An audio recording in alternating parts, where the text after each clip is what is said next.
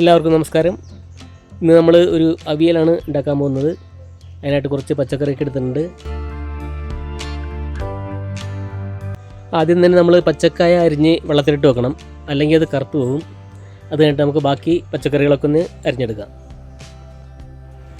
മത്തൻ, വെള്ളരി, കുമ്പളങ്ങ, ചേന, പച്ചക്കായ, കിഴങ്ങ്, ബീൻസ്, അതൊക്കെയാണ് നമ്മൾ എടുത്തിരിക്കുന്നത്. പിന്നെ ഉള്ളി, തക്കാളി, പച്ചമുളക് അതൊക്കെ വേണം. കറിവേപ്പില, ഇതെല്ലാം ആവശ്യമാണ്. അതുകൂടാതെ ക്യാരറ്റ് ഉണ്ട്, മുരിങ്ങയുണ്ട്, മുരിങ്ങാക്കോല്. എല്ലാ പച്ചക്കറികളും നമുക്ക് കനം കുറഞ്ഞ് നീളത്തിലാണ് അരിഞ്ഞെടുക്കേണ്ടത്. അപ്പോൾ എല്ലാം അരിഞ്ഞെടുക്കാം.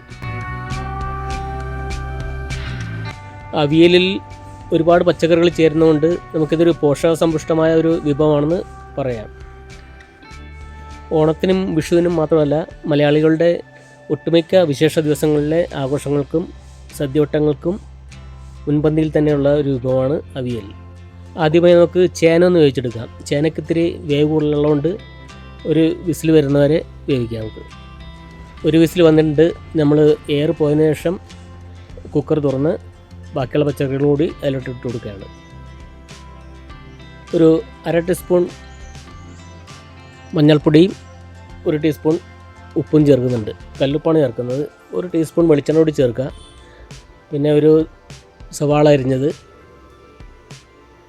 ഒരു 3 പച്ചമുളക് നെടുകെ കീറിയത്, 1 തക്കാളി അരിഞ്ഞത്, ഇത്രയും ചേർത്ത് കൊടുക്കുന്നു. പിന്നെ കുറച്ച് കരിവേപ്പിലയും 2 തണ്ട് കരിവേപ്പില ചേർക്കുന്നുണ്ട്.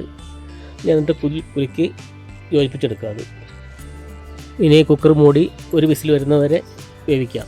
ഒരു വിസിൽ വന്നാൽ കുക്കർ ഓഫാക്കുക. ഒരു തേങ്ങ ചെരുവിയതും, കുറച്ച് ചെറിയുള്ളിയും, 2 പച്ചമുളക്, പിന്നെ കുറച്ച് 1 ടീസ്പൂൺ ചെറിയ ജീരകം ഇവ ചേർത്ത് നമുക്കൊന്ന് മിക്സിയിൽ ഒന്ന് അടിച്ചെടുക്കാം. വല്ലാണ്ട് അരഞ്ഞു പോകരുത്, ഇത് ചതച്ചാൽ മതി. ഉരുളി ചൂടാക്കി 1 ടീസ്പൂൺ വെളിച്ചെണ്ണ ഒഴിച്ച ശേഷം നമുക്ക് മിക്സിയിൽ അടിച്ച് വെച്ച അരപ്പ് ചേർത്ത് കൊടുക്കാം.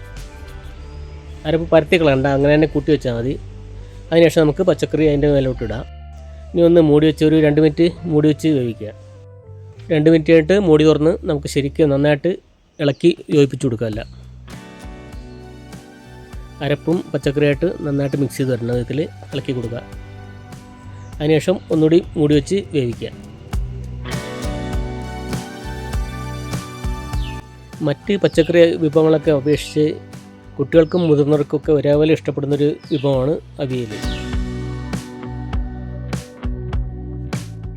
മറ്റ് കറികളിലെ പോലെ വെന്തുടഞ്ഞ് പോകാത്തതുകൊണ്ട് നമുക്കിതിൻ്റെ പോഷകങ്ങൾ നേരിട്ട് നമ്മുടെ ശരീരത്തിലോട്ട് ആഗിരണം ചെയ്യാൻ പറ്റും. ആഴ്ചയിൽ 2 ദിവസമെങ്കിലും നമ്മുടെ ഭക്ഷണത്തിൽ അവിയൽ ഉൾപ്പെടുത്താൻ ശ്രദ്ധിക്കുക. ശരീരത്തിന് വളരെ ഗുണമുള്ള ഒരു വിഭവമാണ് അവിയൽ. പച്ചക്കറി ഉടഞ്ഞു പോകാതെ തന്നെ നന്നായിട്ട് വെന്ത് കിട്ടിയിട്ടുണ്ട്. ഇനി നമുക്കതിലേക്ക് ചേർക്കാനുള്ളത് തൈരാണ്. തൈര് ചേർക്കാം. വീട്ടിൽ തന്നെ ഉണ്ടാക്കിയ തൈരാണ് ഞങ്ങൾ ഉപയോഗിക്കുന്നത്.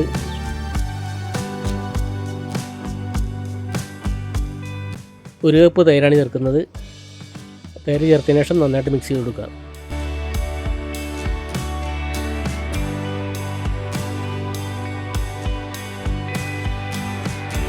പച്ചക്കറിയിൽ നന്നായിട്ട് തൈര് മിക്സായി കിട്ടണം. അതുകൊണ്ടെല്ലാം നന്നായിട്ട് ഇളക്കി തന്നെ യോജിപ്പിക്കണം.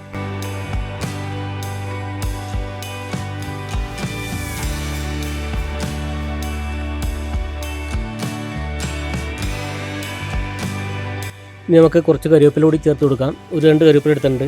പിന്നെ കുറച്ച് വെളിച്ചെണ്ണയും 1 ടീസ്പൂൺ വെളിച്ചെണ്ണ കൂടി ഒഴിച്ച് കൊടുക്കാം. ഉപ്പ് കുറവുണ്ടെങ്കിൽ ഈ നേരത്ത് ചേർക്കുക. അതിനുശേഷം മൂടി വെക്കുക. എല്ലാവർക്കും ഞങ്ങളുടെ വീഡിയോ ഇഷ്ടപ്പെടുന്നു കരുതുന്നു. എല്ലാവരും ലൈക്ക്, കമൻറ്റ്, ഷെയർ, സബ്സ്ക്രൈബ് എല്ലാം ചെയ്യണം. Okay, thank you.